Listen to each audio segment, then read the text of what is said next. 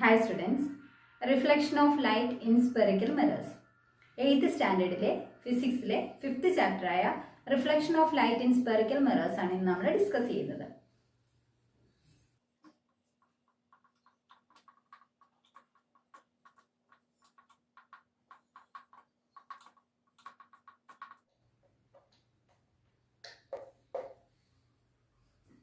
ഇതിനകത്തെ ടേംസ് എല്ലാം നോക്കിയേ. Reflection, light, mirrors. അത്രയും നമുക്ക് ആദ്യം നോക്കാം. Reflection, light, spherical, mirrors. ഇനി നമുക്ക് ലൈറ്റ് എന്താണെന്ന് ആദ്യമായിട്ട് നോക്കാം. എന്താണ് ലൈറ്റ്? ലൈറ്റ് ഒരു എനർജി ഫോം ആണ് അല്ലേ? നമുക്ക് വിഷൻ സാധ്യമാക്കുന്ന ഒരു എനർജി ഫോമാണ് ലൈറ്റ്. നമുക്ക് കാഴ്ച, വസ്തുക്കളെ കാണാൻ സഹായിക്കുന്നത് ലൈറ്റ് ഉള്ളത് കൊണ്ടാണ്. ഇനി ഒരു വസ്തുവിനെ നമ്മൾ കാണുന്നത് എങ്ങനെയാണ്? ഏതെങ്കിലും ഒരു ലൈറ്റിന്റെ സോഴ്സിൽ നിന്ന്, അത് സണ്ണാവാം, ഒരു മെഴുകുതിരിയാകാം, ടോർച്ച് ലൈറ്റ് ആവാം, ട്യൂബ് ലൈറ്റ് ആവാം, എന്തെങ്കിലും ഒരു പ്രകാശത്തിന്റെ സോഴ്സ്, ലൈറ്റിന്റെ സോഴ്സ്. ആ സോഴ്സിൽ നിന്ന് വരുന്ന ലൈറ്റ് ഒരു ഒബ്ജക്റ്റിൽ തട്ടി റിഫ്ലക്റ്റ് ചെയ്ത് നമ്മുടെ കണ്ണിൽ വന്ന് പതിക്കുമ്പോഴാണ് നമുക്കൊരു വസ്തുവിനെ കാണാൻ സാധിക്കുന്നത് അല്ലേ? ഒരു സോഴ്സിൽ നിന്ന് വരുന്ന ലൈറ്റ് ഒരു ഒബ്ജക്റ്റിൽ വന്ന് തട്ടി റിഫ്ലക്റ്റ് ചെയ്ത് നമ്മുടെ കണ്ണിൽ പതിക്കുമ്പോഴാണ് നമുക്ക് ആ വസ്തുവിനെ കാണാൻ സാധ്യമാകുന്നത്. അതായത് റിഫ്ലക്ഷൻ ഓഫ് ലൈറ്റ്. തട്ടിത്തെറിച്ച് വരിക. ഒരു ബോൾ ഒരു ഭിത്തിയിലേക്ക് എറിഞ്ഞാൽ ആ ബോൾ തട്ടിത്തെറിച്ച് വരുന്നത് പോലെ തന്നെ ലൈറ്റ് ഒരു വസ്തുവിൽ തട്ടിത്തെറിച്ച് വരുന്നതിനാണ് എന്ത് പറയുന്നത്? റിഫ്ലക്ഷൻ എന്ന് പറയുന്നത്. Reflection of light. ഇനി ആ റിഫ്ലക്ഷൻ എന്നുള്ളതിന് ഒരു ഡെഫിനിഷൻ നമുക്കപ്പോൾ എങ്ങനെ പറയാം? When light falls on an object it returns back to the same surface. It is known as reflection. അപ്പോൾ ലൈറ്റ് എന്താണ്? Light is a form of energy. What is reflection of light? When light falls on a surface, it returns back to the same surface. ഇനി എല്ലാ സർഫസിലും light ഒരുപോലെയാണോ reflect ചെയ്യുന്നത്? അല്ല അല്ലെ? Polished സർഫസിൽ, അതായത് നല്ല മിനുസമുള്ള പ്രതലത്തിൽ ലൈറ്റ് ഫുള്ളി റിഫ്ലക്ട് ചെയ്യും. ഫുള്ളി റിഫ്ലക്ട് ചെയ്യുന്ന ഒരു സർഫസിന് എക്സാമ്പിൾ നമ്മൾ ഏത് പറയാം? മിറേഴ്സ് അല്ലെ? കണ്ണാടി. നമ്മൾ നിത്യവും കാണുന്നതാണ് കണ്ണാടി അല്ലെ? കണ്ണാടിയിൽ നോക്കിയാൽ നമുക്ക് എന്ത് കാണാൻ പറ്റും? നമ്മുടെ പ്രതിബിംബം കാണാൻ പറ്റും, നമ്മുടെ ഇമേജ് കാണാൻ പറ്റും. എങ്ങനെയാണ് കണ്ണാടിയിൽ നോക്കിയാൽ നമ്മുടെ ഇമേജ് കാണുന്നത്? ലൈറ്റ് ആ മിററിൽ ചെന്ന് തട്ടി, നമ്മളിൽ നിന്നുള്ള ലൈറ്റ്, ഏതെങ്കിലും ഒരു സോഴ്സ് ഓഫ് ലൈറ്റിൽ നിന്നുള്ള ലൈറ്റ് നമ്മുടെ ശരീരത്തിൽ വന്ന് വീണിട്ട് ആ ഒരു ഷേപ്പിലുള്ള ലൈറ്റ് മിററിൽ വന്ന് പതിച്ച ശേഷം തിരിച്ചത് റിഫ്ലക്റ്റ് ചെയ്ത് തട്ടിത്തെറിച്ച് നമ്മുടെ കണ്ണിൽ വീണ്ടും പതിക്കുമ്പോഴാണ് നമുക്ക് നമ്മുടെ ഇമേജ് കാണാൻ പറ്റുന്നത്. ഇനി ഒരു പ്ലെയിൻ മിറർ, നമ്മൾ എന്നും കാണുന്ന നമ്മുടെ ആ ഒരു പ്ലെയിൻ മിററിൽ നമ്മുടെ ഇമേജ് എങ്ങനെയുള്ളതാണ്? നമ്മുടെ എക്സാക്റ്റ് അതേ ഷേപ്പിലും സൈസിലുമുള്ള ഒരു ഇമേജാണ് നമ്മൾ പ്ലെയിൻ മിററിൽ കാണുന്നത്. ഇനി പ്ലെയിൻ മിറർ എന്ന് ഉള്ള ഒരു പേര് അതിന് വന്നത് എന്തുകൊണ്ടാണെന്ന് അറിയാമോ? അതിന്റെ സർഫസ് തൊട്ട് നോക്കിയാൽ നമുക്കറിയാം എങ്ങനെയുള്ളതാണ്. പ്ലെയിൻ ആണ് അല്ലേ? ഇപ്പോൾ ഒരു പ്ലെയിൻ മിറർ നമ്മൾ എങ്ങനെയാണ്, ഇതെല്ലാം നമ്മൾ പഠിച്ച കാര്യമാണ്. 7th സ്റ്റാൻഡേർഡിൽ നമ്മൾ പഠിച്ച കാര്യമാണ് ഈ പറയുന്നതെല്ലാം. ജസ്റ്റ് ഈ ചാപ്റ്ററിന്റെ ഒരു ഇൻട്രഡക്ഷൻ ഉള്ളതേ ഉള്ളൂ. അപ്പൊ ഇതൊന്ന് മനസ്സിലാക്കിയിട്ട് വേണം നമ്മുടെ ഈ ഒരു ഇന്നത്തെ ചാപ്റ്ററിലേക്ക് കടക്കാൻ. ഇപ്പൊ പ്ലെയിൻ മിറർ നമുക്ക് എങ്ങനെയാണ് നമ്മൾ ഒരു പ്ലെയിൻ മിറർ വരയ്ക്കുന്നത്?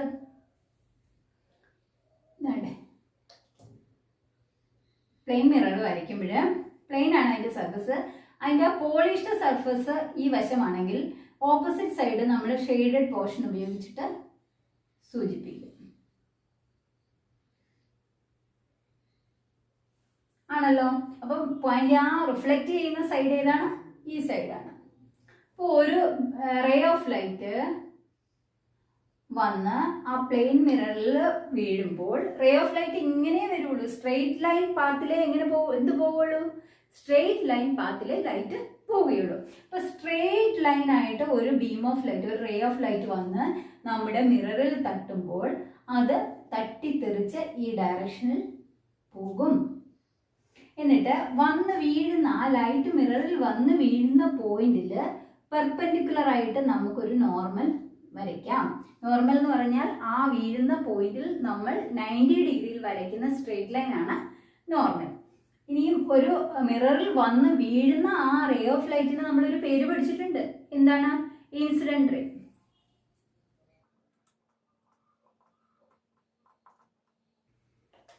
എന്നിട്ട് നമ്മൾ 90 ഡിഗ്രിയിൽ നോർമൽ വരച്ചു.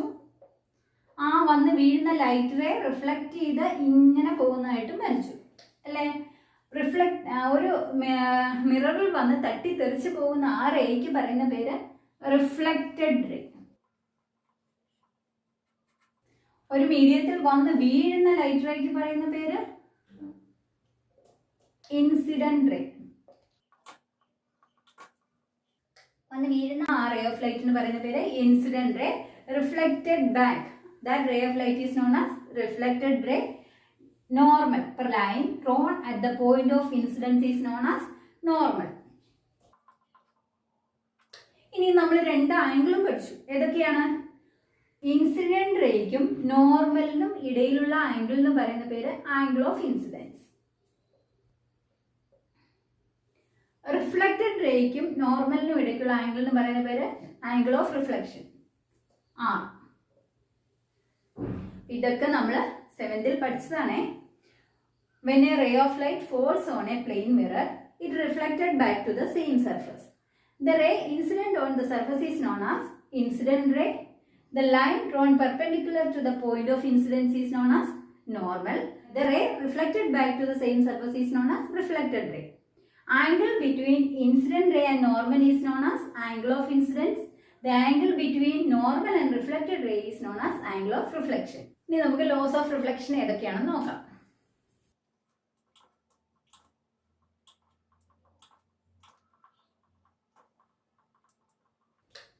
First law, the incident ray, reflected ray and normal lies on the same plane. അല്ലേ? നമ്മൾ വരച്ച ഫിഗർ ഒന്ന് ആലോചിച്ച് നോക്കൂ. ഇത് നമ്മുടെ മിററാണ്, പ്ലെയിൻ മിററാണ്. ഒരു റേ വന്ന് പതിക്കുന്നു. അവിടെ നമ്മൾ 90 ഡിഗ്രിയിൽ നോർമൽ വരയ്ക്കുന്നു. അത് റിഫ്ലക്റ്റ് ചെയ്യുന്നു അല്ലേ? അപ്പോൾ ആ ഇൻസിഡന്റ് റേയും റിഫ്ലക്റ്റഡ് റേയും നോർമലും ഒരു പ്ലെയിനിലാണല്ലോ. അതാണ് first law of reflection. Incident ray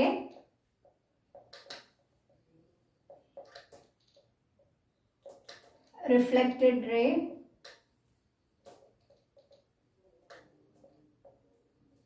and normal lies on the same plane.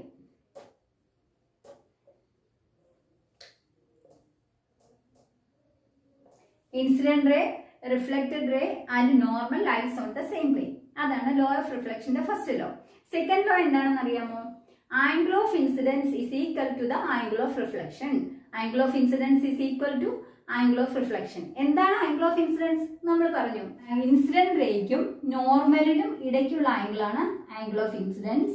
Reflected റേക്കും നോർമലിനും ഇടയ്ക്കുള്ള ആംഗിളാണ് ആംഗിൾ ഓഫ് റിഫ്ലക്ഷൻ. രണ്ടാമത്തെ ലോ പറയുന്നത് angle of incidence is equal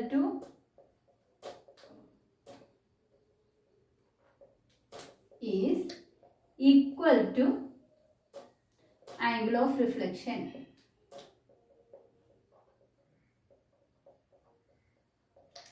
I is equal to R. അതാണ് സെക്കൻഡ് ലോ. ഇത്രയും നമ്മൾ നല്ല പഠിച്ച് നല്ല മനപ്പാടമാക്കിയിട്ട് വേണം അടുത്ത നമ്മുടെ സ്പെറിക്കൽ മിറേഴ്സിലേക്ക് കടക്കാൻ. ഇത് ഉറച്ചിട്ട് വേണം അങ്ങോട്ട് പോകാൻ. പിന്നെ നമുക്ക് സ്പെറിക്കൽ മിറർ ഇല്ലാണ്ടാണ്. ഇത് നമ്മൾ പ്ലെയിൻ മിററിന്റെ കാര്യമാണ് പറയുന്നത്. പ്ലെയിൻ മിററിൽ വന്ന് പതിക്കുന്ന ലൈറ്റ് ആ സെയിം സർഫസിലേക്ക് തന്നെ തട്ടിത്തെറിച്ച് വരുന്നു. അതുകൊണ്ടാണ് ഒരു പ്ലെയിൻ മിററിന്റെ മുന്നിൽ പോയി നിന്ന് അത് കാണാൻ പറ്റും. നമ്മുടെ ഇമേജ് അതിൽ കാണാൻ പറ്റും. അതിൽ ചെന്ന് തട്ടി തെറിച്ച് വരുന്നതാണ്. ഇനി ആ പ്ലെയിൻ മിററിൽ റിഫ്ലക്ഷൻ സംഭവിക്കുന്നതിൻ്റെ ലോസ് നമ്മൾ പറഞ്ഞു. ഏതൊക്കെയാണ്? Incident ray, normal and reflected ray lies on the same plane. Angle of incidence is equal to angle of reflection. ഇത്രയും നമ്മൾ പറഞ്ഞു. ഇനി ഒരു പ്ലെയിൻ മിററിൽ കാണുന്ന ഇമേജ് എങ്ങനെയുള്ളതാണ്? വസ്തു എങ്ങനെയാണോ അതേ സൈസിലും അതേ ഷേപ്പിലുമാണ് പ്ലെയിൻ മിററിൽ നമ്മൾ ഇമേജ് ഫോം ചെയ്യുന്നതായിട്ട് കണ്ടിട്ടുള്ളത്. ഇനി പ്ലെയിൻ ആയിട്ടുള്ള ഒരു സർഫസിൽ മാത്രമേ റിഫ്ലക്ഷൻ നടക്കുകയുള്ളൂ? അല്ല അല്ലേ? സ്പെറിക്കൽ മിറേഴ്സും ഉണ്ട്. എന്താണ് സ്പെറിക്കൽ മിറേഴ്സ് എന്ന് വെച്ചാൽ? ആ പേരിനകത്തുണ്ട് സ്പെറിക്കൽ മിറർ. സ്ഫിയർ, ഒരു സ്ഫിയറിന്റെ ഭാഗമായിട്ടുള്ള ഒരു മിറർ, അതാണ് സ്പെറിക്കൽ മിറർ. സ്ഫിയർ എന്ന് വെച്ചാൽ എന്താ? ഗോളം. നമ്മുടെ എർത്തിന്റെ ഷേപ്പ് സ്ഫിയർ ആണ് നമ്മൾ പഠിച്ചിട്ടുണ്ട് അല്ലേ? സ്പെറിക്കൽ ഷേപ്പിലുള്ളതാണ് എർത്ത് എന്ന് പഠിച്ചിട്ടുണ്ട്. പെർഫെക്റ്റ് സ്ഫിയർ ആണോ? അല്ല അല്ലേ? ധ്രുവങ്ങൾ ചിലപ്പോൾ പരന്ന ഒരു സ്പെറിക്കൽ ഷേപ്പാണ് എർത്തിനുള്ളത്. അപ്പോൾ സ്ഫിയർ എന്ന് വെച്ചാൽ ഗോളം അല്ലേ?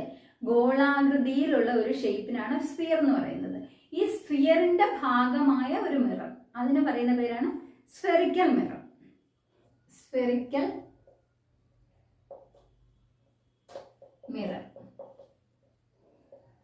അതില് മിറർ ഉണ്ട്, പക്ഷെ അത് പ്ലെയിൻ അല്ല, ഒരു സ്ഫിയറിന്റെ ഭാഗമാണ്. ഒരു സ്ഫിയർ നമുക്ക് എങ്ങനെ വരയ്ക്കാൻ പറ്റും? ഇതൊരു സ്ഫിയർ ആണ് അല്ലേ? ഇതിന്റെ ഒരു ഭാഗം എന്ന് പറയുമ്പോൾ എന്താണ്ട് ഇത്രയും ഭാഗം ഒന്ന് ആലോചിച്ച് നോക്കിയേ. ബാക്കി അങ്ങ് കട്ട് ചെയ്ത് കളയുക. ഇതൊരു സ്ഫെറിക്കൽ മിറർ ആണ്. മിറർ ആവണമെങ്കിൽ അതിനൊരു റിഫ്ലക്റ്റിംഗ് ഫേസും വേണം, റിഫ്ലക്റ്റ് ചെയ്യാത്ത ഒരു ഫേസും വേണം അല്ലേ? അപ്പൊ ഇതില് ഈ രണ്ട് ഫേസ് ഉണ്ട്. ഈ ഒരു ഷേപ്പിന് രണ്ട് ഫേസ് വരും. ഒന്ന് ആ പുറത്തേക്ക് തള്ളി നിൽക്കുന്ന ഒരു ഫേസും ഒന്ന് ഉള്ളിലേക്ക് കുഴിഞ്ഞിരിക്കുന്ന ഒരു ഫേസും. അപ്പൊ ആ രണ്ട് രീതിയിലുള്ള സ്ഫെറിക്കൽ മിറേഴ്സ് ഉണ്ടാക്കാൻ പറ്റും ഈ ഒരു ഷേപ്പ് ഉപയോഗിച്ചിട്ട്. അതായത് ഈ ഉൾവശത്തെ ആ കുഴിഞ്ഞിരിക്കുന്ന വശമാണ് ലൈറ്റിനെ റിഫ്ലക്റ്റ് ചെയ്യുന്നതെങ്കിൽ അതിന് പറയുന്ന പേര് കോൺകേവ് മിറർ. Concave mirror. ഇത് നന്നായിട്ട് മനസ്സിലാക്കി നല്ല ഉറച്ചിട്ട് വേണം പോകാൻ. അതൊരിക്കലും തെറ്റരുത്. ഈ കോൺകേവ് മിററും കോൺവെക്സ് മിററും എന്താണെന്നുള്ളത് നന്നായിട്ട് എപ്പോൾ ചോദിച്ചാലും പറയത്തക്ക രീതിയിൽ നല്ല മനസ്സിലാക്കിയിട്ട് വേണം മുൻപോട്ട് പോകാൻ. അപ്പോൾ കോൺകേവ് മിറർ എന്ന് പറഞ്ഞാൽ ഈ ഉൾവശം കുഴിഞ്ഞിരിക്കുന്ന ഒരു കേവ് പോലുള്ള ആ ഒരു വശം ആണ് അവിടെ റിഫ്ലക്റ്റിംഗ് സർഫസ്. അപ്പോൾ ആ റിഫ്ലക്റ്റ് ചെയ്യാത്ത സർഫസ് നമ്മൾ എങ്ങനെ മാർക്ക് ചെയ്യാം? ഇങ്ങനെ ഷെയ്ഡഡ് പോർഷൻ ഉപയോഗിച്ചിട്ട് നമുക്ക് മാർക്ക് ചെയ്യാം. ലൈറ്റ് വന്ന് വീഴുമ്പോൾ അത് റിഫ്ലക്റ്റ് ചെയ്ത് തിരിച്ച് ഇങ്ങനെ വരും. അപ്പോൾ അതിലും നമുക്ക് എന്ത് വരയ്ക്കാൻ പറ്റും? നോർമൽ വരയ്ക്കാൻ പറ്റും. അപ്പോൾ ലൈറ്റ് വന്ന് വീഴുമ്പോൾ റിഫ്ലക്റ്റ് ചെയ്യുന്ന ഫേസ് ആ ഒരു കുഴിഞ്ഞിരിക്കുന്ന വശം, ഒരു കേവ് പോലുള്ള ഒരു വശമാണെങ്കിൽ ആ ഒരു മിററിന് പറയുന്ന പേര് കോൺകേവ് മിറർ. സ്പെറിക്കൽ മിറേഴ്സ് എന്ന് പറഞ്ഞാൽ എന്താ? Mirrors which are A part of A sphere is known as spherical mirror. Spherical ഷേപ്പിലുള്ള മിറേഴ്സിന് പറയുന്ന പേരാണ് സ്പെറിക്കൽ മിറേഴ്സ്. സ്പെറിക്കൽ മിറേഴ്സ് രണ്ട് ടൈപ്പ് ഉണ്ട്. ഇപ്പൊ നമ്മൾ പഠിച്ചത് കോൺകേവ് മിറർ. കോൺകേവ് മിറർ എന്ന് വെച്ചാൽ ആ കോൺകേവ് മിററിന്റെ റിഫ്ലക്റ്റിംഗ് ഫേസ് എന്ന് പറയുന്നത് കുഴിഞ്ഞിരിക്കുന്ന വശമായിരിക്കും. ഇനി നേരെ തിരിച്ച് ഈ ഒരു ഫേസ് ആണ് റിഫ്ലക്റ്റിംഗ് ഫേസ് എങ്കിലോ അതിന് പറയുന്ന പേര് convex mirror. Convex mirror. Convex മിററിന്റെ normal വരച്ചു. ലൈറ്റ് വന്ന് വീഴുമ്പോൾ ആ ലൈറ്റ് റേ എങ്ങനെയാണ് പോകുന്നതെന്ന് അറിയോ? അതൊക്കെ നമ്മൾ പിന്നീട് പഠിക്കും. ഇങ്ങനെ പോകും. അപ്പോൾ ഇവിടെ റിഫ്ലക്റ്റിംഗ് ഫേസ് ഇതാണ്. ഉരുണ്ട് പുറത്തേക്ക് തള്ളി റിയർ സൈഡാണ് അതിന്റെ റിഫ്ലക്റ്റിംഗ് സർഫസ്. അങ്ങനെയുള്ള മിറേഴ്സിനെ പറയുന്ന പേരാണ് കോൺവെക്സ് മിറർ. ഇത് കോൺകേവ് മിറർ, കോൺവെക്സ് മിറർ. ഇനി ഈ കോൺകേവ് മിററിന്റെയും കോൺവെക്സ് മിററിനെയും സംബന്ധിക്കുന്ന കുറേ ടേംസ് നമുക്ക് പുതിയതാണ്. ആ ഓരോ ടേംസ് എല്ലാം നമ്മൾ നല്ല ബൈഹാർട്ട് ആക്കി വേണം മുൻപോട്ട് പോകാൻ. അതൊക്കെ എന്താണെന്ന് നോക്കാം. First point, centre of curvature of the mirror. Centre of curvature.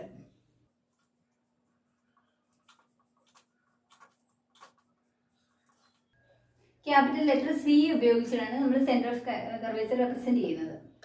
ഇനി സെന്റർ ഓഫ് കർവേച്ചർ എന്താണെന്ന് അറിയാമോ? നമ്മൾ പറഞ്ഞല്ലോ സ്പെറിക്കൽ മിറർ എന്ന് പറഞ്ഞാൽ ഒരു സ്ഫിയറിന്റെ ഭാഗമാണ്. നമുക്ക് ഒരു കോൺകേവ് മിറർ ഒന്ന് വരച്ചു നോക്കാം.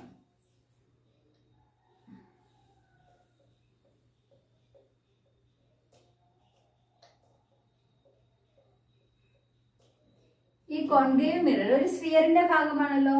ആ സ്ഫിയർ ഒന്ന് കംപ്ലീറ്റ് ചെയ്താൽ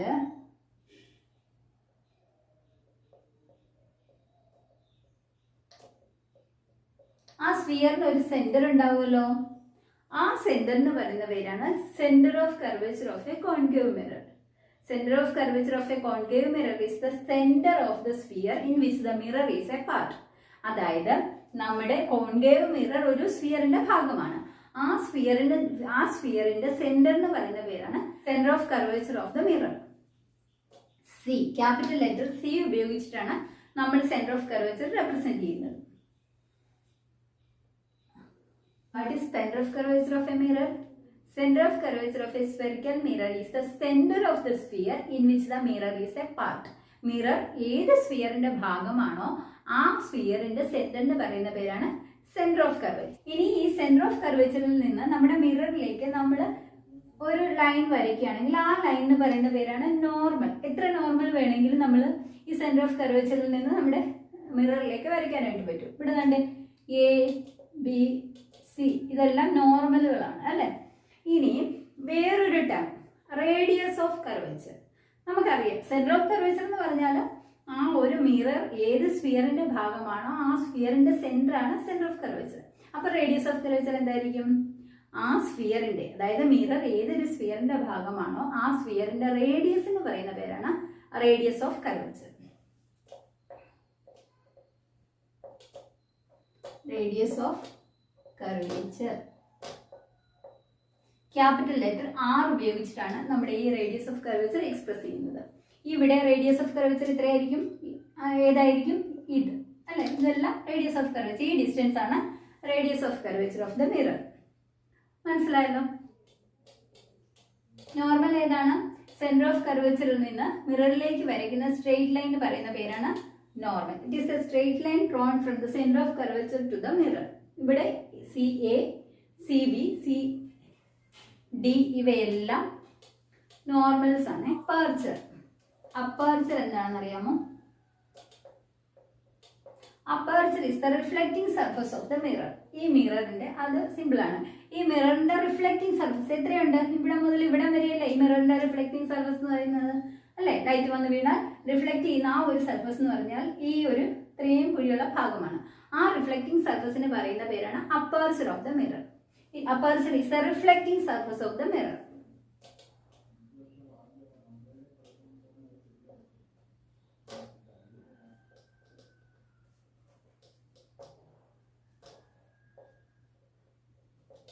At the other term, pole. Pole is the midpoint of the mirror. Pole is the midpoint of the reflecting surface. നമ്മൾ അപ്പർച്ചർ പറഞ്ഞല്ലോ, ആ അപ്പർച്ചറിന്റെ മിഡ് പോയിന്റ് എന്ന് പറയുന്ന പേരാണ് പോൾ. ഇവിടെ നമ്മൾ ബി എന്ന് അടയാളപ്പെടുത്തി, യഥാർത്ഥത്തിൽ അത് പി, പോൾ ആണ്.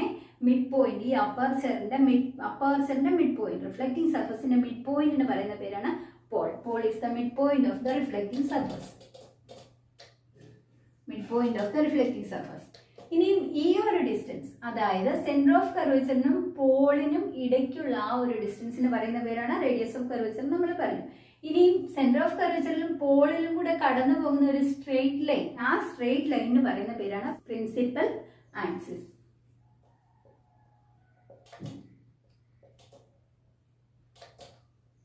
അപ്പൊ കുറേ ടൈം നമ്മൾ പറഞ്ഞല്ലോ, ഒരു സ്ഫെറിക്കൽ മിറർ നമ്മൾ വരച്ചു, ഒരു കോൺകേവ് മിറർ നമ്മൾ വരച്ചു. ആ കോൺകേവ് മിററിന്റെ, ആ മിറർ ഒരു സ്ഫിയറിന്റെ ഭാഗമാണല്ലോ, ഒരു സ്ഫിയറിന്റെ ഭാഗമാണ് നമ്മുടെ കോൺകേവ് മിറർ.